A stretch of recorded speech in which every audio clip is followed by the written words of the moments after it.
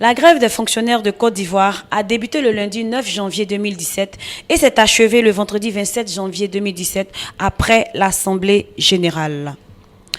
Au cours de ces 3 semaines, des rencontres ont eu lieu avec le gouvernement et les membres des syndicats. Le gouvernement a-t-il répondu favorable aux différentes revendications des fonctionnaires de Côte d'Ivoire? La réponse avec M. Charles Abonga, secrétaire général de l'intersyndicale de Côte d'Ivoire. Bonjour M. Abonga. Bonjour Joël. Alors, depuis le vendredi 27 janvier, vous avez repris les cours. Alors, faites-nous un peu l'état des lieux. Bien, merci beaucoup. Je voulais rappeler que c'est le lundi 30 janvier que nous avons effectivement repris le travail. Parce que c'est, comme on l'a déjà indiqué, une grève des fonctionnaires. C'est vrai que les enseignants ont repris les cours, mais les autres fonctionnaires ont repris le travail. Et sur l'ensemble du territoire ivoirien, les fonctionnaires se sont mis à la tâche.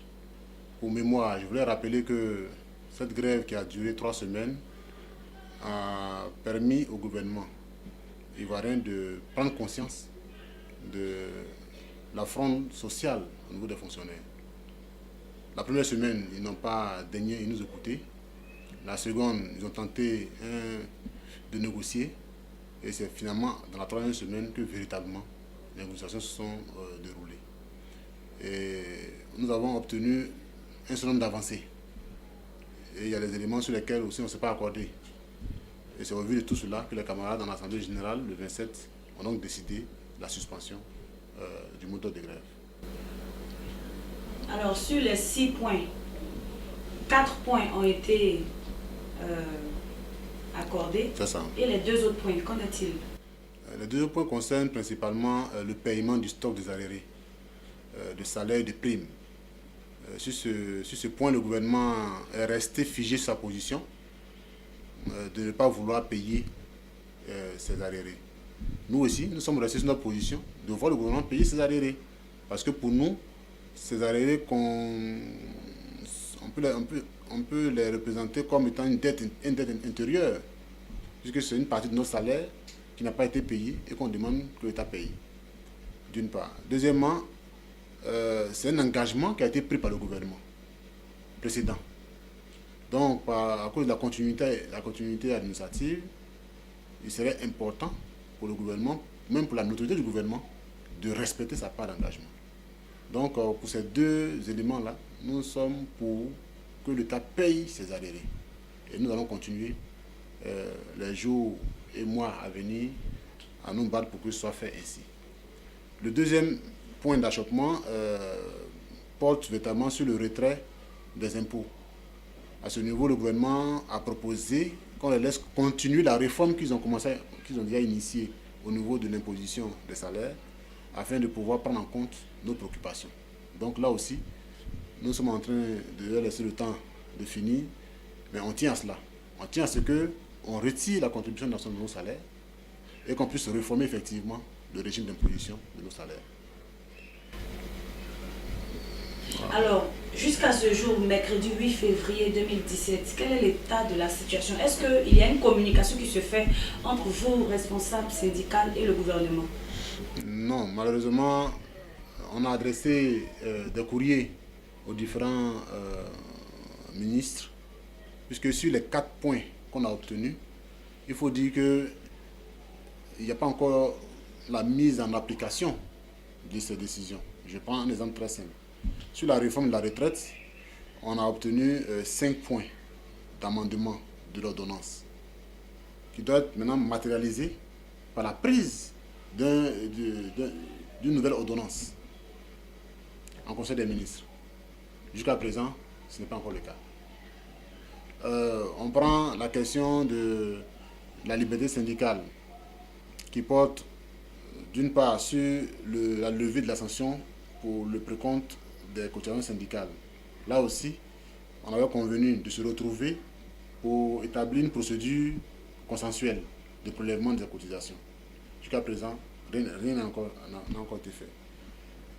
La levée des mesures qui entravaient la liberté syndicale et qui a mis à disposition certains leaders syndicaux au niveau de la fonction publique, d'autres ont été mutés à l'intérieur du pays. Toutes ces mesures coercitives contre les leaders syndicaux devaient être levées. Jusqu'à présent, on n'a pas encore vu quelque chose de fait au niveau du gouvernement.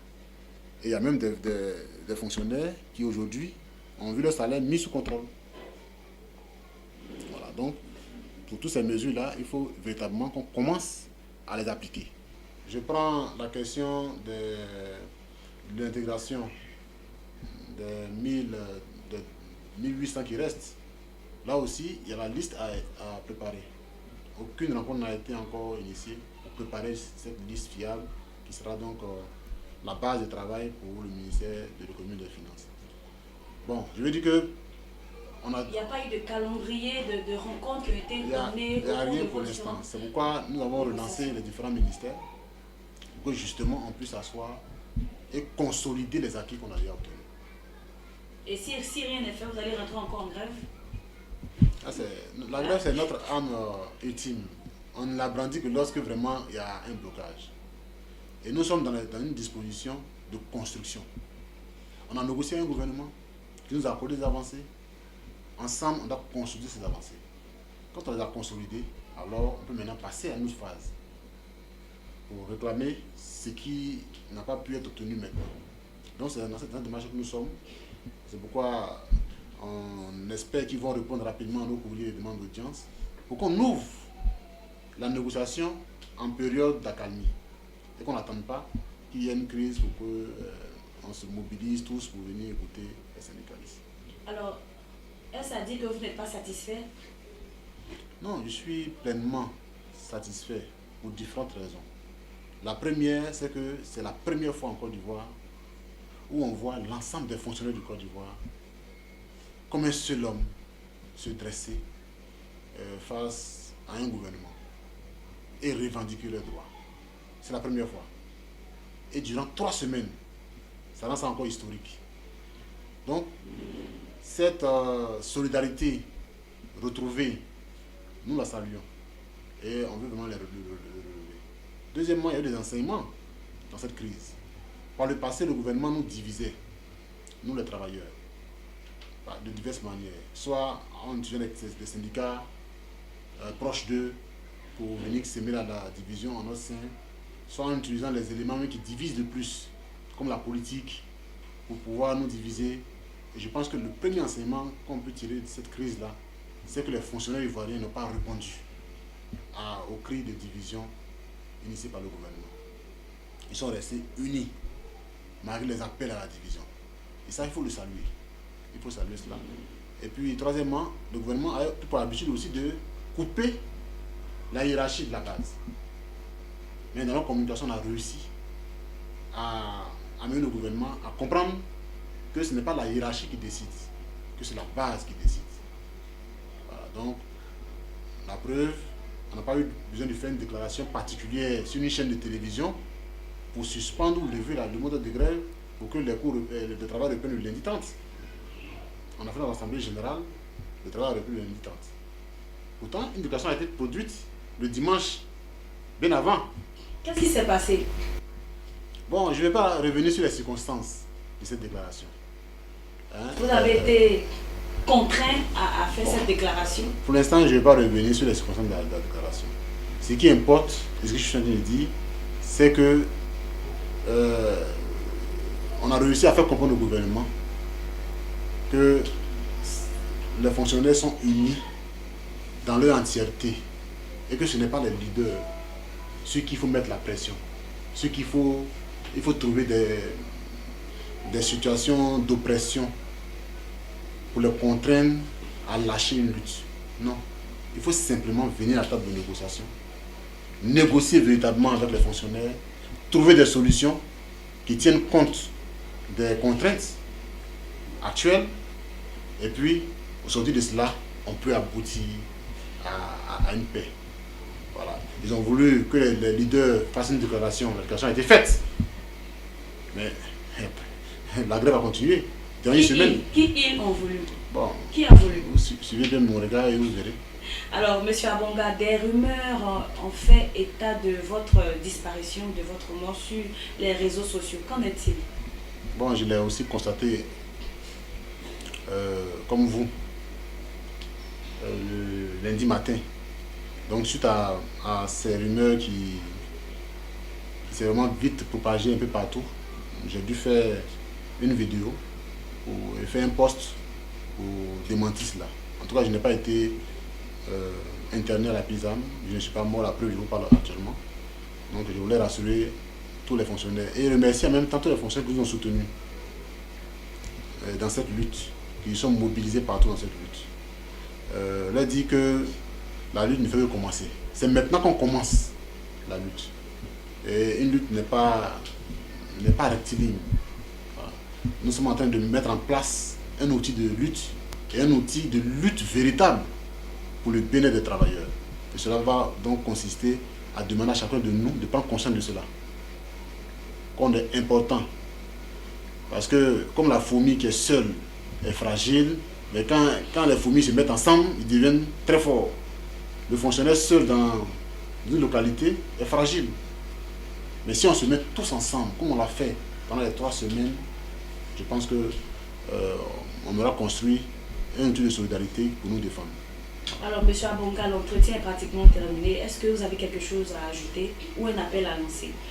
Oui, je voulais rassurer les camarades. Vous voyez, une lutte syndicale, je l'ai dit tantôt, a pour objectif d'obtenir des résultats pour améliorer les conditions de travail, de vie des militants. C'est bon, comme ça on se bat. Donc, nous sommes allés à la lutte pendant 3 semaines, on avait 6 points. On a obtenu 4. Nous voulons consolider ces 4 points et continuer la lutte pour les 2 autres points qui restent. Parce que par le passé, nos aînés ont tiré trop sur la corde et à ce moment, ils ont perdu pratiquement beaucoup de choses. Nous ne voulons pas faire les mêmes erreurs. Comme on est conscient de notre force en termes de mobilisation, on va prendre déjà ce qui est là, le consolider pour faire en sorte que les mesures sur la réforme de la retraite soient modifiées et qui s'appliquent automatiquement à ceux qui attendent ça depuis longtemps. C'est-à-dire les veuves et nos collègues qui sont décédés à décéder. Deuxièmement, il faut proposer au gouvernement, selon les contrats actuels, des solutions pour résoudre nos préoccupations. Et cela va passer par une tournée qu'on va faire pour recueillir le maximum de propositions et faire la synthèse sur les différents points de revendication qu'on a indiqués et d'autres points bien entendu. Et à partir de cet instant-là, on sera prêt à aller encore à la lutte. Pour dire au gouvernement, sur le sol des arriérés, il faut que vous nous payiez. Voici les propositions que nous vous faisons pour que vous puissiez nous payer. Donc c'est ce travail qu'on est en train de faire et ça va demander de la part des camarades une prise de conscience importante et une mobilisation aussi importante. Nous nous sommes déterminés à ce que le stock des arriérés là soit payé. On est déterminé à ce que sur nos salaires, les impôts soient retirés. Et il y a d'autres préoccupations qui concernent d'autres fonctionnaires qui doivent aussi être réglées. Je prends le cas des contractuels, je crois, qui ont actuellement des problèmes. Ils sont environ 3000. L'État leur doit environ, je crois, 5 mois d'arrivée de solde. Jusqu'à présent, rien n'est fait. Donc il y a plusieurs problèmes comme ça qu'on va recueillir, recenser, pour aller vers le gouvernement et nous asseoir. Si le gouvernement est vraiment conscient de la nécessité de la paix sociale, c'est eux qui vont venir négocier une trêve. Donc, recenser, adresser toutes les préoccupations, mettre en face de chaque préoccupation des délais d'exécution. Et si tout ça c'est bien consensuel, il n'y aura pas besoin de faire grève encore. Donc nous sommes dans cette démarche pour l'instant. Maintenant, si en face de nous, le gouvernement montre une mauvaise foi quelconque, bon, là on pourra, je pense, en toute tranquillité et avec la faveur de l'opinion, on pourra donc déclencher une nouvelle grève générale qui cette fois-ci va aller jusqu'à ce qu'on obtienne une satisfaction. Donc l'appel que je voulais faire, c'est au gouvernement de prendre conscience que les fonctionnaires ivoiriens attendent beaucoup d'eux. Surtout que ce qu'ils demandent, ce n'est pas quelque chose de nouveau. C'est quelque chose qu'ils peuvent aussi satisfaire. Donc on appelle le gouvernement vraiment à la table de négociation maintenant pour qu'on puisse trouver des solutions. Voilà. Donc nous, on a suspendu nos modèles de grève sans mettre de date, de délai Parce que quand tu vas à la guerre, là, tu ne dis pas à ton adversaire que tu viens l'attaquer dans un mois. Voilà. Tu prends le temps de t'organiser et quand tu es prêt, tu vas maintenant revendiquer. C'est ce que nous voulons faire pour que les choses puissent bien se dérouler. Donc, c'est cet appel-là que je veux lancer au gouvernement, qui vient à table de négociation maintenant, pour qu'on puisse consolider les acquis déjà et puis voir comment résoudre les autres points qui restent en suspens. Et aux camarades? Aux camarades, c'est la mobilisation. Bientôt, on sera en tournée nationale de mobilisation sur l'ensemble du territoire ivoirien pour d'abord leur dire merci pour leur mobilisation et aussi pour les remobiliser. Et ensemble, voir qu'est-ce qu'on peut arrêter comme action ensemble. Donc, c'est ce travail de contact qu'on va faire bientôt. On vous communiquera la date pour que vous soyez peut-être témoins de cette grande marche historique des travailleurs, des fonctionnaires ivoiriens. Que vous avez découvert Ivoire TV. Ivoire TV.